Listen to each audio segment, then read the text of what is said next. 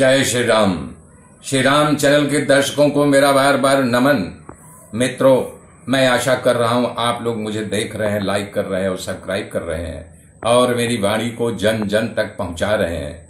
मेरे मित्रों, कल मैं बताया था वशिष्ठ जी श्री राम जी को उपदेश दिए कि श्री राम, आपका जन्म इस राजा के यहाँ हुआ है। आप अपने अंतः ज्ञान से, स्वेच्छा से, कि लोग मतलब वैराग्य कब धारण करते हैं, कोई दुख आ घेरे, इस संसार की चीज वस्तुओं को प्राप्त नहीं हुआ, घर परिवार नहीं बसा, या पत्नी मर गया, या उसे किसी प्रकार का विक्षेप हो गया तो वैराग्य लेता है।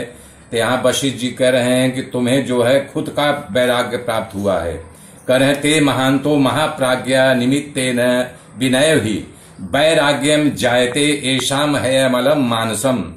कह रहे हैं उस श्रेष्ठ पुरुष का वैराग्य किसी के निमित्त को लेकर के नहीं होता है, इसलिए राजस कहलाता है।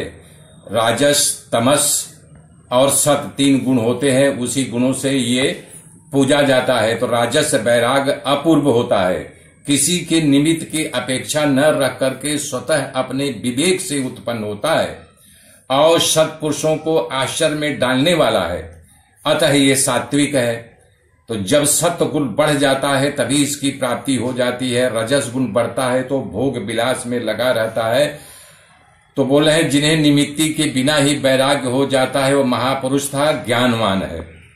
उन्हीं का अंतःकरण शुद्ध होता है। जो लोग ज्ञान के द्वारा उस सृष्टि परमात्मा का विचार करके वैराग्य को प्राप्त होते हैं, वे ही उत्तम है, उत्तम से उत्तम है।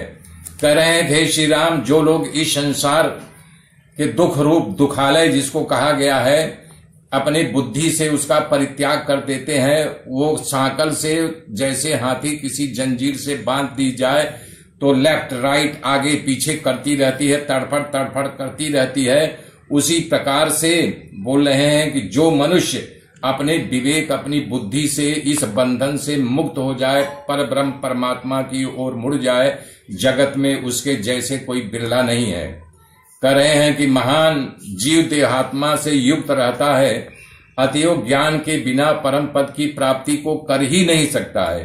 तो बोल रहे हैं ये शीतल पुरुष, ये बुद्धिमान पुरुष विवेक के द्वारा प्राप्त किया हुआ शीलवान रूपी नौका के द्वारा, बोले जैसे नौका में आप बैठ जाओ तो बड़े से बड़े नदियों को समंदर में भी विचरण कर सकते हो। ऐसे ज्ञान रूपी नौका पर जो पुरुष बैठ गया है तो ज्ञान रूपी नौका इस संसार को सागर से पार करा देगी।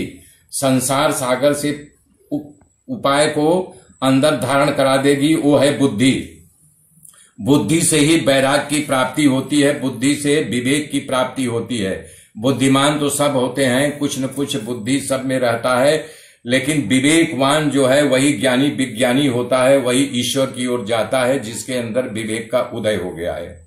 इस निर्दोष ज्ञान युक्ति के बिना विक्षोभों से परिपूर्ण इस सांसारिक दुखों से स्थिर होने वाले हृदय पे जो संतप्त करते हैं, स्थिर तभी होगा जब आप वैराग्य को धारण करेंगे, विवेक मिलेगा तब वैराग्य आएगा।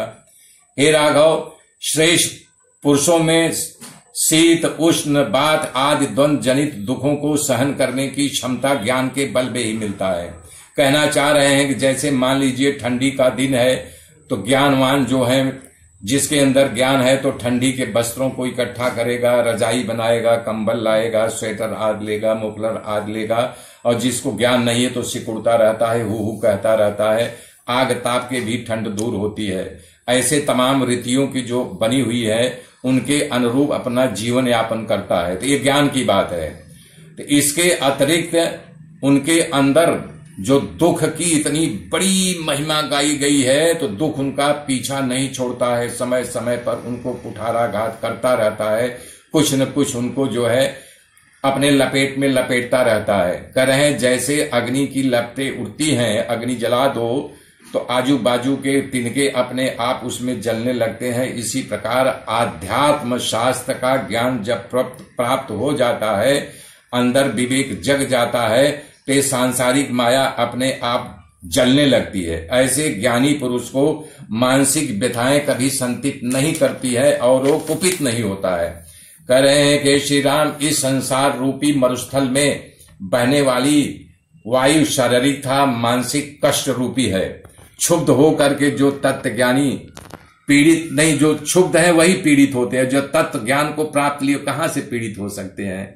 जैसे प्रचंड वायु कल्प वृक्ष का कुछ बिगाड़ नहीं सकती है और विशाल वृक्ष का कुछ उखाड़ नहीं सकती है। छोटे मोटे पेड़ पौधों को उखाड़ करके फेंक सकती है। इसी प्रकार जो तत्व ज्ञान को प्राप्त कर लिया है, इस संसार का दुख उसको छू भी नहीं सकता है। अगर उसके पास आया भी तो अपने ज्ञान से उस दुखों के पार हो जाएगा, अपने विवेक बुद्धि से उसको काट करके दूर कर देगा। ऐसे ज्ञानी पुरुष में प्रयत्न पूर्वक विनय भाव पैदा हो जाता है। फिर जैसे बता रहे हैं, उदाहरण दे रहे हैं, जैसे केसर का रंग हो, उसमें कपड़े को डाल दो तो केसर के रंग को पकड़ लेता है। इसी प्रकार से कह रहे हैं श्री राम, ऐसे ही आपके हृदय में विवेक पहले था, आपके अंदर जो वैराग की भावना जगी हुई है, आप महान से महान हो। ऐसे चित्त वालों को उपदेश वचन जल्दी उसके हृदय में आत्मसात कर लेता है। मैं आगे की गाथा कल जोड़ूंगा। मेरे मित्रों बने रहिए मेरे साथ। जय श्री राम, जय श्री राम, जय श्री राम।